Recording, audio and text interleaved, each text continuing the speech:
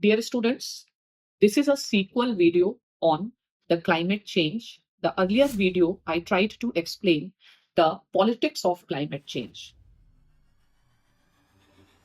Today, we will talk some very pinpointed things so that in times to come, as newspapers will be flooded with lot of articles, and if you are not clear about certain jargons and the technicalities, maybe it will be difficult to make the holistic sense. So, point number one, COP29 is going to take place at Baku between 11th November till 22nd November.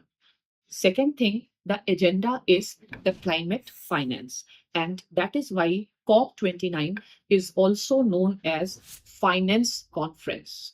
Now, what is the new buzzword? The new buzzword is new collective quantified goal. Here we have to understand what is going to be new and what does the term collective means? What does the term quantified means? So first of all, what is going to be new is to be discussed in the conference itself, because you all know the scale and the pace at which the climate change is taking place. According to the Stern review, we will be requiring trillions of dollars to manage the climate change negotiations to be successful in achieving the aim of Paris climate change, that is, not letting the global temperature rise beyond 1.5 degrees centigrade of the pre industrial level. The committed global finance is far less, and the actual delivered global finance is further less. So, what is required is new goals, new ambitious goals. Now, there is a term collective. Here is a concern, because up till now in climate change negotiations, there has been the principle of common but differentiated responsibility. And as per the climate change frameworks, it is the responsibility of the developed countries to help the developing countries in adaptation. But now the term collective has come, which is full of suspicion. And if we look at the submissions by certain countries like Canada and Switzerland, the indication that we are getting is that they would like the countries like India and China should also bear the burden of the climate finance. And they suggested that before earmarking any new goal, we should also look at two important criteria. One is the amount of the emissions of carbon, and the second is the gross national income based on purchasing power parity. And this can put India in a very problematic situation. And now, what does this quantified means? Quantified means up till now, the climate finance has been very vague in terms of the goals and the contribution.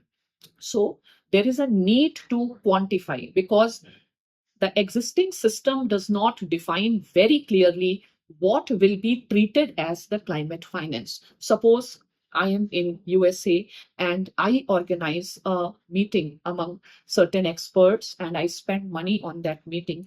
Will it be considered as the climate finance or not? And because the way climate finance has been dispensed so far, there has been huge resentment among the developing countries. Hence, it is important that we quantify. Now, everything should be very clear, measurable, because we have to take very serious actions towards the climate change. So, this is what is all about quantification. So, hopefully, the conference defines the structure of the finance, the scope of the finance, the source of the finance, the transparency, and accountability.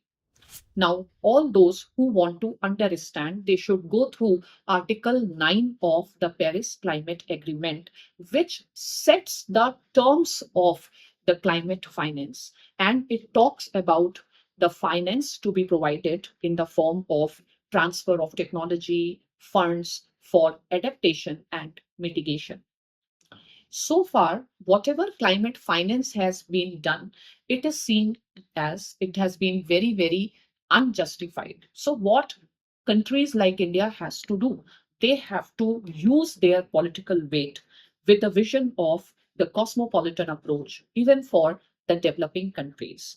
One serious concern is most of the developing countries today are facing the serious debt trap, and one of the reasons for the debt trap has been, first of all, these countries have been more vulnerable to the climate catastrophes, climate induced disasters, and the much needed support from the developed countries has been missing. So either they had to spend out of their own pockets, and you know the state of economy. And another thing is they have to borrow from the developed countries. Unfortunately, the developed countries, which should have been giving the funds in the form of the grants, they are providing funds in the form of the loans and thus exacerbating the already ongoing debt crisis. So, the climate finance issue is a complex issue. There are two major aspects. You need finance for mitigation as well as for adaptation. A very unfair arrangement has been done in Copenhagen, where developing countries were also supposed to take the actions for mitigation.